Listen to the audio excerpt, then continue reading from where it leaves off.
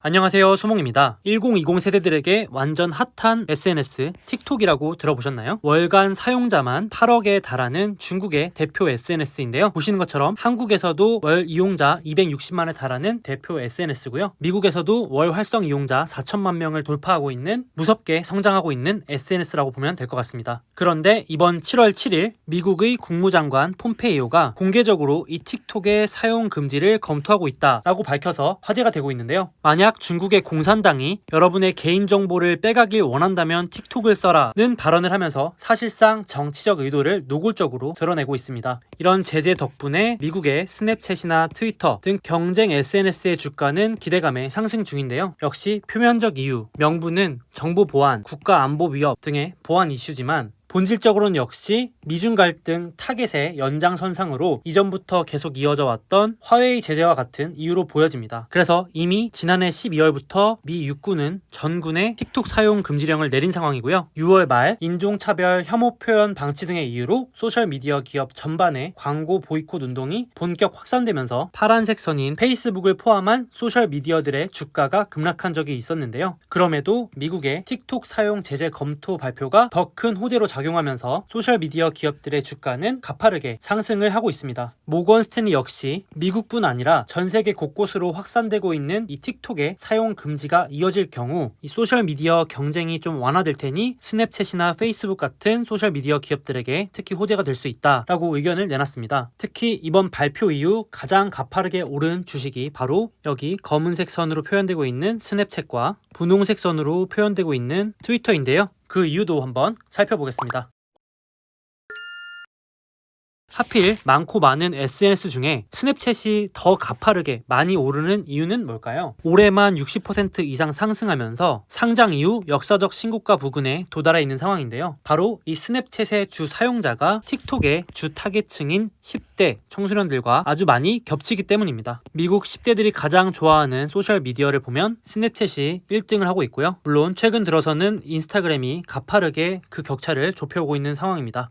틱톡 역시 사용자의 거의 절반에 가까운 숫자가 10대에서 20대로 이루어져 있기 때문에 틱톡의 사용 금지는 당연히 경쟁사인 스냅에게 유리할 거다라는 기대감이 들게 되는 상황입니다. 이 덕분에 세계에서 가장 어린 억만장자로도 이름을 올렸던 이 스냅의 CEO 에반 스피겔은 가장 큰 반사이익을 얻으면서 안도의 한숨을 내쉬고 있는 상황인데요. 한때는 페이스북의 대항마로도 거론되면서 25살 최연소 억만장자에 오르기도 했고 2013년에는 페이스북과 구글이 연달아 큰 금액으로 인수를 제안했지만 모두 거절하기도 했었죠. 다만 2017년 상장 이후에 별다른 변화도 없는 데다가 경쟁자 인스타그램이 이 스냅챗의 주요한 기능마저 따라하면서 주 고객층이었던 10대 이용자가 떠나게 됐고 주가도 함께 따라서 계속해서 흘러내리게 됩니다. 2017년 주가가 한창 빠졌을 때 보면 스냅은 경쟁 업체가 아이디어를 훔치기 너무 쉬운 데다가 새로운 아이디어가 없다며 심지어 스냅은 망했다 라고까지 보도를 했었는데요. 거기에 주가가 이렇게 반토막 나고 있는데도 초호화 신혼여행을 즐기는 것이 보도가 되면서 회사가 침몰하는 상황에서 CEO는 배를 타며 노는데 스냅의 주주들이 탈 요트는 없다 라면서 혹독한 비난을 받기도 했었습니다.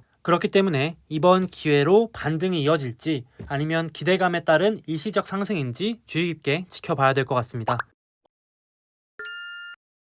아니, 틱톡 같은 일개 SNS가 그렇게 위협적인가? 나라에서 사용을 금지시킬 정도로 신경 쓸 만한 회사인가? 라고 하실 수도 있는데요. 가장 최근 자료 기준으로 전 세계 앱 다운로드, 게임 분야 제외 매출 1위에 차지하고 있고요. 심지어 이 매출이 성장한 것도 전년 대비 8.3배나 증가할 정도로 규모도 큰데 증가 속도마저 어마어마한 상황입니다. 2위를 차지하고 있는 유튜브의 전년 대비 매출 성장세가 40%인 것도 결코 작지 않은 엄청난 숫자인데 무려 8배라니 정말 어마어마한 숫자라고 볼 수 있겠습니다. 게다가 올해 1분기 그러니까 3개월 동안 다운로드만 전 세계적으로 3억 건 이상 일어났는데요. 2020년 들어서 거의 매달 1억 명 수준으로 다운로드를 받고 있는 걸 알 수 있습니다. 뿐만 아니라 이 성장세를 일찍이 눈여겨본 소프트뱅크나 알리바바 등이 투자를 해놓기도 했고요. 현 시점 규모 1위의 비상장 기업이라고 볼 수 있겠습니다. 올해 5월 한 기관에서는 이 틱톡의 가치가 1,000억 달러를 넘었다라고 평가하기도 했고요. 우리에게 비교적 익숙한 앨런 머스크의 우주 관련 기업인 스페이스X나 에어비앤비보다도 훨씬 더 높은 가치를 받고 있는 기업인 걸 알 수 있습니다.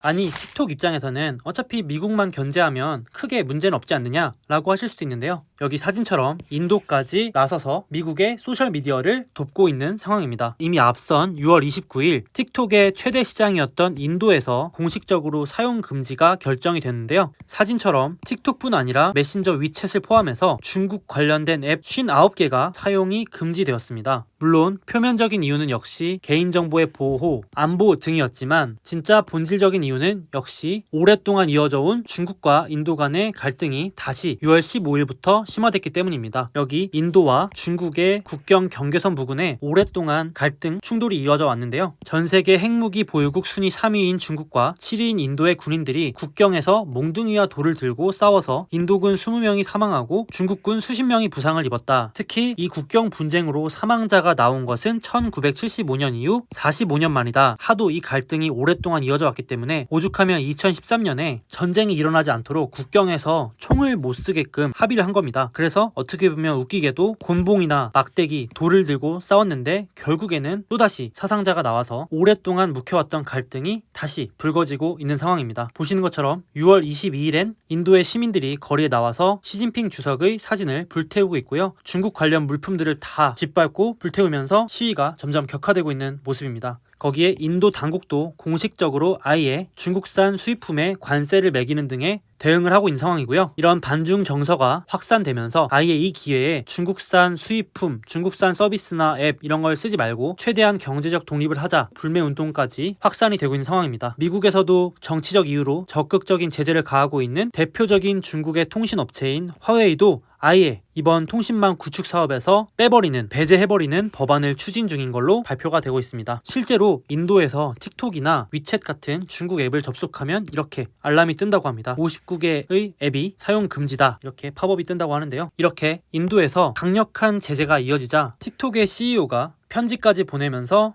우릴 끊지 말아달라 요구까지 하고 있는데요. 참고로 이 틱톡의 CEO는 올해까지만 해도 디즈니의 스트리밍 부문을 이끌던 임원이었는데 틱톡에서도 일부러 CEO를 포함한 미국 임원들을 대거 스카우트해서 우리는 단순한 중국 기업이 아니다, CEO도 미국인이다, 이런 식의 느낌을 주려고 한 게 많이 보여집니다. 현 틱톡 CEO 입장에서는 야심차게 유망한 거 보고 이직했는데 지금 되게 답답한 상황이 돼버렸죠. 돌아와서 tik톡은 이렇게 CEO나 임원들도 미국인들로 채우고 서버는 싱가포르에 있다, 중국 정부가 데이터를 요청하지도 않을 뿐더러 요청하더라도 따르지 않겠다는 입장을 계속해서 밝히면서 제재를 멈춰주길 요청을 하고 있는데요. 역시 가장 큰 이유는 당연히 시장 때문이겠죠. 틱톡의 인도 내 다운로드 건수가 무려 6억 건이 넘어가고요. 틱톡 전체 다운로드의 약 30%를 차지하기 때문에 만만하게 버려둘 시장이 아니라는 걸 인정할 수밖에 없는 상황인 거죠. 그렇기 때문에 틱톡 제재 검토 발표 이전인 6월 말부터 인도 내에서도 경쟁을 치열하게 하고 있는 나머지 소셜미디어 기업들이 반사이익에 대한 기대감으로 주가가 먼저 빠르게 상승을 하고 있던 것으로도 보여집니다. 거기에 트위터 같은 경우는 단순 광고 수익이 아니라 구독형 플랫폼을 준비한다는 루머마저 겹치면서 겹호재로 주가가 급등하기도 했고요. 트위터 기존 매출의 약 80%가 광고였기 때문에 이런 유료 구독 플랫폼과 같은 수익 다각화에 대한 기대감도 매우 높아지고 있는 상황입니다. 거기에 아무리 기업들이 광고를 하지 않고 보이콧 선언을 한다고 하더라도 여전히 수억 명, 수십억 명의 사람들은 하루에도 몇 번씩 이런 대표적인 소셜미디어를 접속해서 정보를 보고 있기 때문에 올해 11월 3일에 펼쳐질 대선에 있어서 이런 소셜미디어들의 영향력은 여전할 거다, 이렇게 생각을 하는데요. 참고로 2016년, 그러니까 4년 전 대선 당시에도 딱 7월부터 대선 날이었던 11월 8일까지 제가 주가 흐름을 가져와 봤는데 여기 맨 밑에 빨간색이 S&P 500으로 대변되는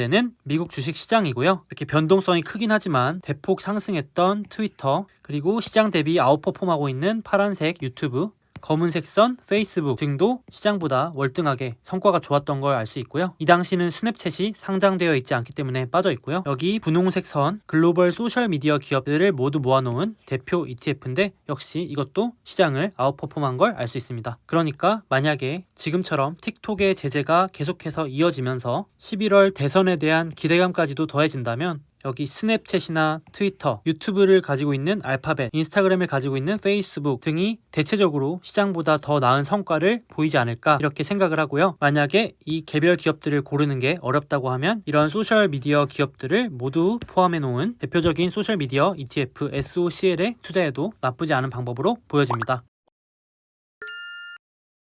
추가로 여태까지 인터넷에는 국경이 없다라고만 생각했었지만 이제는 인터넷과 쪼개진다의 스플릿이 합쳐진 스플린터넷이라는 용어가 자주 쓰일 정도로 각 국가나 연합, 동맹끼리 서비스마저도 경계를 지고 있는 모습이 보여져서 이 부분은 계속해서 살펴봐야 되는 부분으로 보여집니다. 예를 들면 페이스북의 매출 절반은 미국 밖에서 나오기 때문에 지금처럼 서로 맞불 전략, 그러니까 눈에는 눈, 이에는 이 전략으로 간다면 과연 서로에게 득이 될지 독이 될지, 또 우리는 그렇다면 어떻게 투자를 해야 될지 한번 생각을 해봐야 될 부분이라고 여겨집니다. 그래서 오늘의 영상은 여기까지고요. 다음 영상에서 더 유익한 내용으로 돌아오겠습니다. 몽바!